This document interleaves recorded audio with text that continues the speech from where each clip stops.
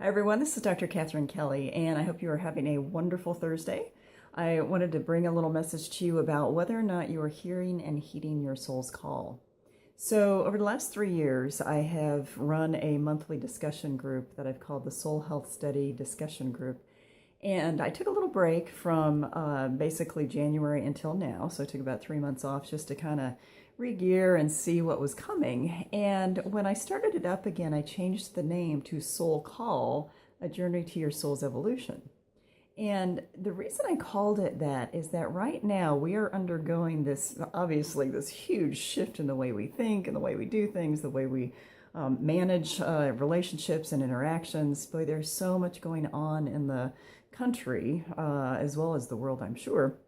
But we're really going through this time where, we're really being called to start following our calling.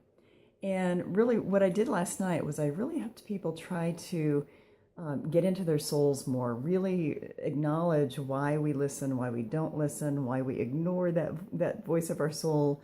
Are we really following our soul's call? And I think it's just a really important topic right now because we are in this era of basically working through a bunch of our stuff, a bunch of karma, a bunch of thought processes that just don't work anymore, or biases that don't work anymore, or prejudices that don't work anymore. We could just kind of keep listing off what's not working anymore.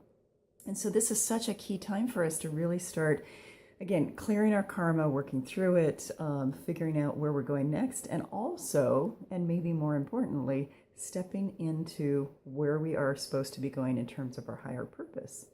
So how many of you are hearing the call deep down to do something differently, or to launch yourself into a new endeavor, or to get into some other new practice, or if there's something that's kind of gnawing at you that maybe just recently or for a long time, that voice might be getting a little louder. And that's because your soul is basically trying to call out to you and even scream to you in some ways to try to get your attention. And basically to try to get you to move into your highest good, move into your highest potential, move into your highest power. And when I mean power, I mean personal power, not control power. And so this is really what we talked about last night. The group was a wonderful group of souls who really had a lot to share, and everybody was open with sharing what it is that they are hearing, but maybe not heeding, or maybe in ways that they are stepping into whatever their soul is telling them at that time. And so I just want to touch base with you about how is it that you hear and heed your soul. And really it's that voice within us that just keeps getting louder and louder, or knocks on our door, or whatever it is that's just trying to get our attention. So I want to read something to you that I found online, and it was very powerful to read it last night for me, very powerful for the folks that were in the group. And then I kind of led them into a little bit of a, I call it a rapid realignment meditation, just a 2-minute meditation to infuse what it is that they're going to need in order to step into their highest good. But I want to read this to you. And it was written by someone that is called the Tiny Buddha. And you can find this online, but I'm going to read it to you. And what I would encourage is for you to just sit back, maybe even close your eyes and listen to the words, because these words are really wonderfully powerful. So again, just sit back, relax. I'm going to read this and go from there. It's me. It's the one who keeps talking to you about that thing, that project, that possibility. I know you think you couldn't be the one for the job, but honestly, if you weren't the one for the job, I wouldn't have come to you with it. I wouldn't have come knocking at the door of your mind. I wouldn't have come into your dreams, into your imagination, into your heart. I wouldn't have made it so compelling to think about me. I wouldn't have planted in you the frustration of that which is. I wouldn't have planted in you the vision of what could be. You say you want more meaning, more adventure, and to have a greater impact. I'm offering you all of that, but you keep telling me that I'm silly, unrealistic, too big, when here I am ready to give you the greatest adventure of your life. I don't take it personally, but I do weep about it. I weep for the joy you were missing out on. I weep because you aren't getting to witness your immense strength and brilliance. I weep for what the world is missing out on too.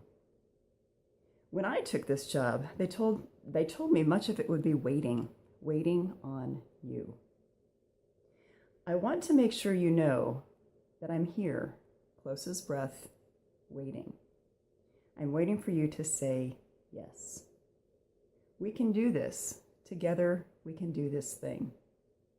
It's true, part of my job is creating challenges and dark moments along the way, but only enough of them to teach you the most beautiful lessons that you'll ever learn. I need you. Your hands, your heart, your mind, your circumstances, your strengths, your weaknesses, your wounds, your wit, and your tale. I need you just as you are. Will you say yes? Love your calling. I love this writing because if you listen to this over and over again, it's going to stir something within you. And I think it's important that we allow ourselves to get stirred and not numb out whatever that stirring is. That is the voice of our soul. That is our soul or psyche, whatever word you want to use, that is trying to get our attention, trying to kick us in the pants in order for us to move into whatever it is that we're supposed to be moving into. So I would challenge you, again, to ask yourself, are you hearing your call?